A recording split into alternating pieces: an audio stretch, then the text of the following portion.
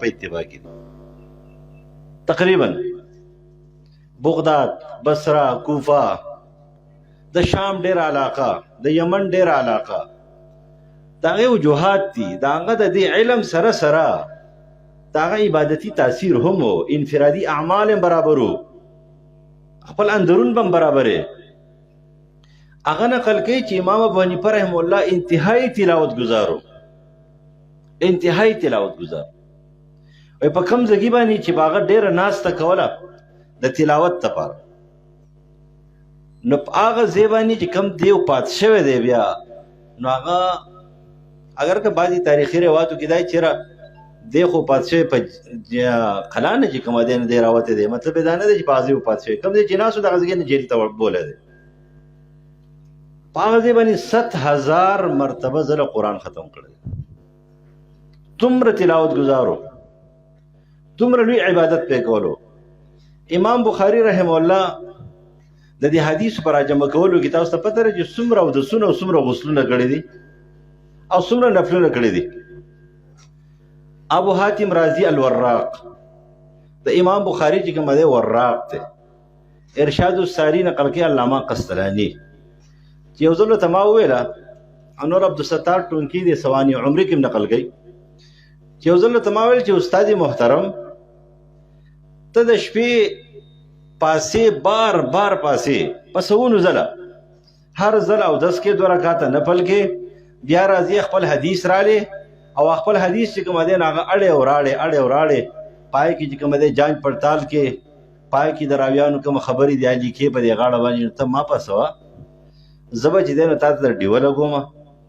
تا د برا کاغذونه مغزونه برابرونه هغه راته ویل چې داسې شی ته انت شاب ته ځواني خپل خوب کوه او چې کم کار ستا د ورځې دی هغه سر ته رسوه او دې ته ما پرېږده. هغه زه حیران شوم چې امام بخاري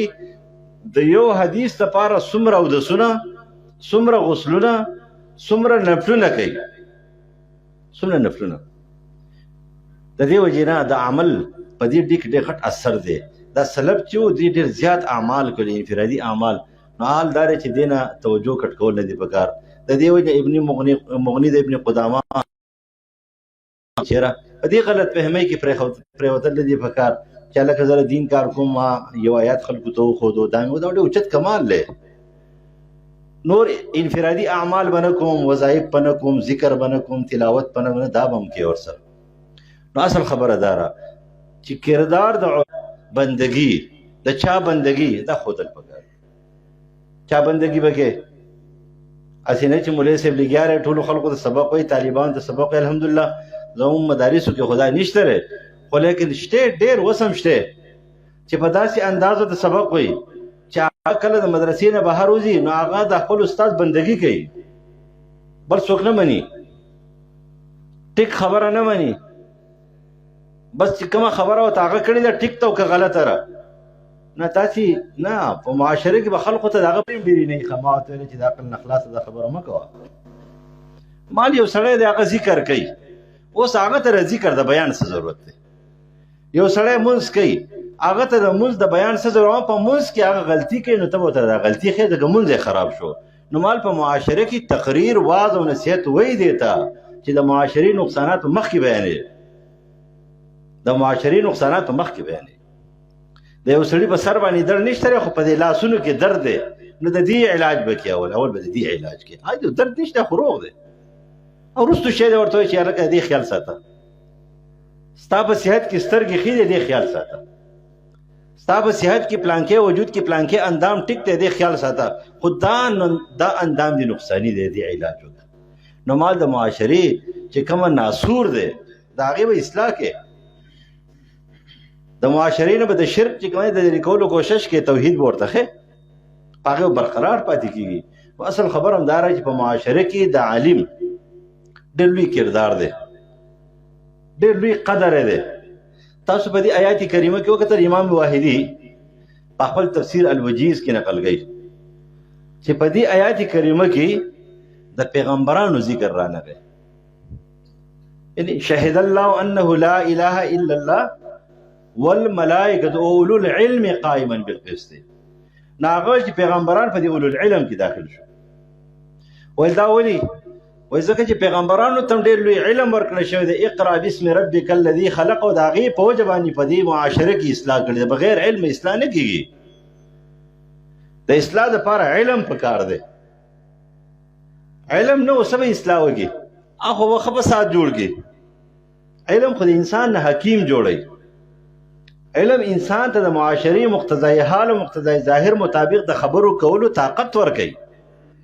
پاکي دا استعداد پیدا کوي چې دا خبره ټیک ده، دا وکړه، او دا غلطه ده، دا مه کوه. د حکمت هله کېږي که نه. یو وارې حسن بصري رحم الله ناستو، صحابي ناست دی، انس بن مالک رضی الله عنه. کله کله بعضې وخت هېڅ خبر وځي که نه، نو هغه د عرنیونو حدیث وایو د حجاج مخې ته. حسن بصري خفه شو.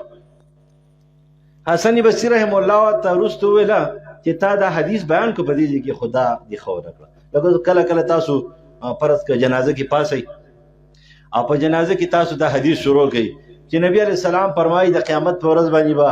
یو مجاهد راوستلی شي، یو شهید به راوستلی شي، یو سخي به راوستلی، یو عالم به راوستلی، یو قاري صاحب به راوستلی شي.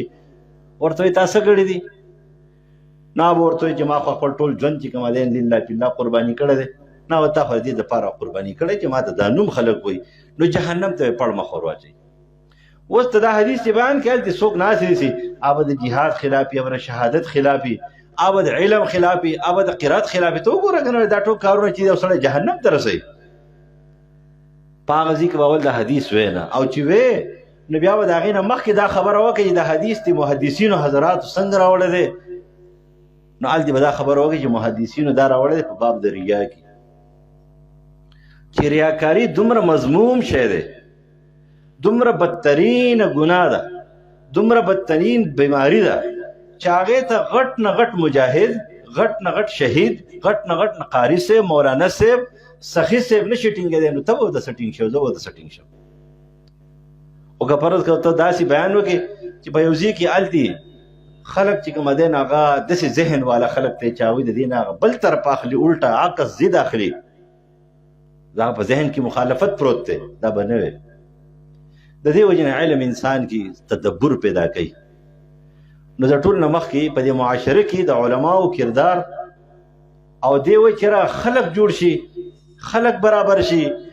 خپل انفرادي زندگی به هم برابرې. خو درې اهمې خبرې دي، ځکه چې ټایم کم دی، نور علما به هم خبرې کوي، بس زه مختصر کوم خپلې خبرې.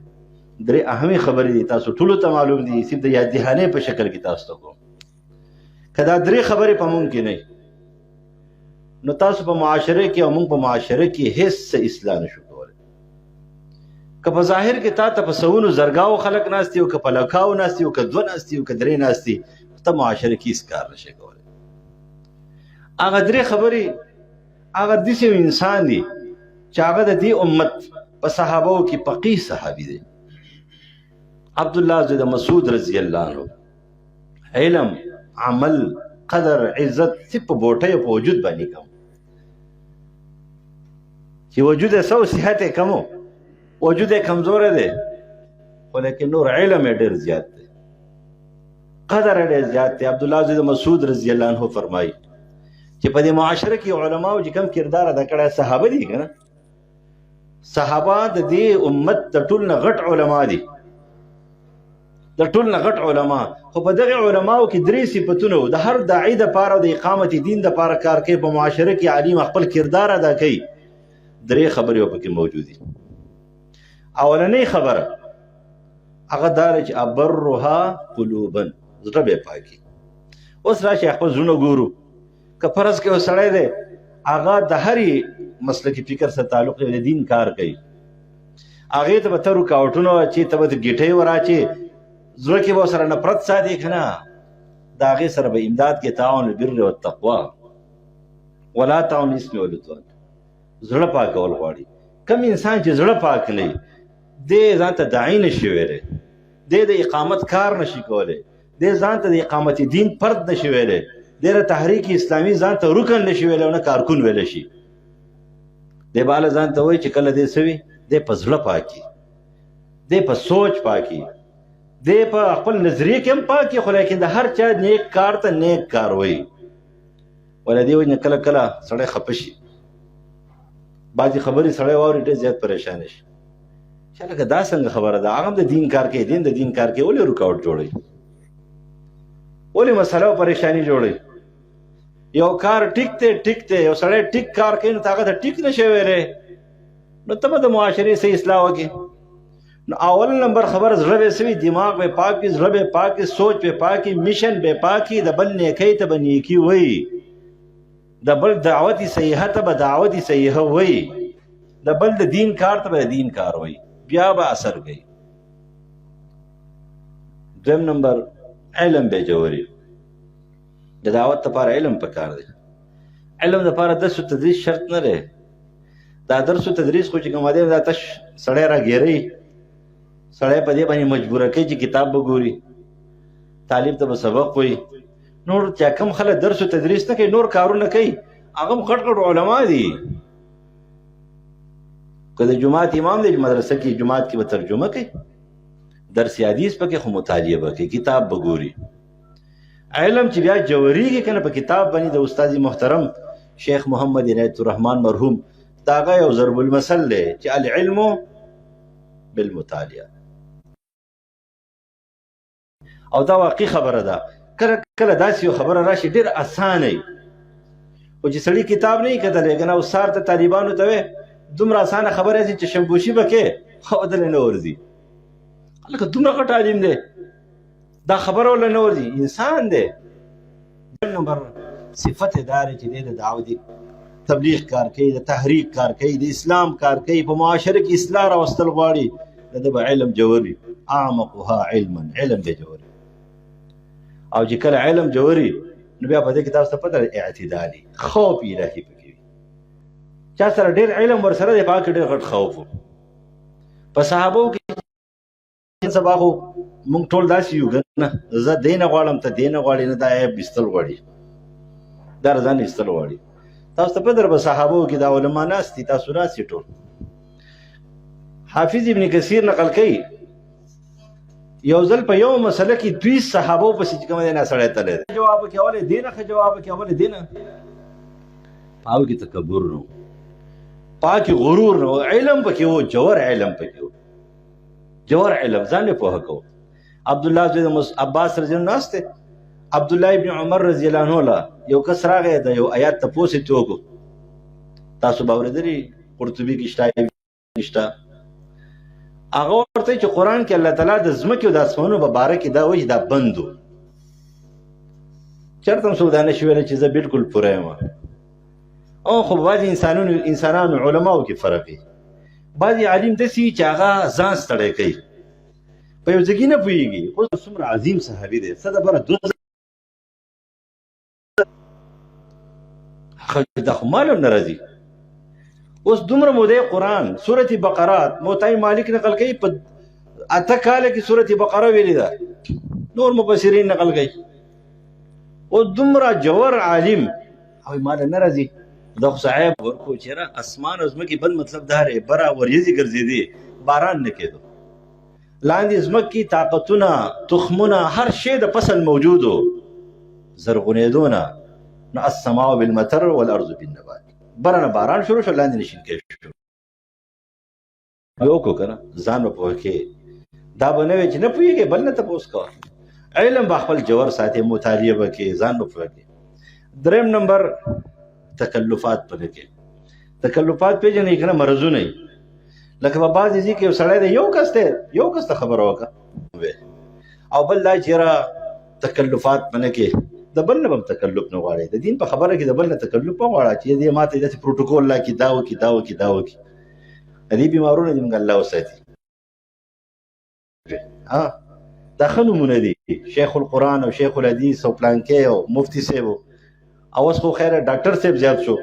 یا ډاکټر صاحب دا ښه نومونه دي چې سړي کې دغه صلاحیت او ډیګري حاصله کړې ده ورته وایي څه خبره نه ده خو لیکن که ته دې نوم دپاره چې کومه دی وایي شرایط دې ماته کومه صفتونه دي یا په تاکي یا به نه اصل خبره تکلفات پر باندې نه اقلها تکلفا اختار الله لصحبة نبيه ولاقامة دینه دغه خلک چې کومه دی د رسول الله صحبت د هغې دپاره منتخب شوي او پر معاشره کې د دیني کردار د اقامت دین د دین د استحکام دپاره د پرچار دپاره دغه صحابه منتخب شوي نو په ځان کې د 3 صفتونه به راولو.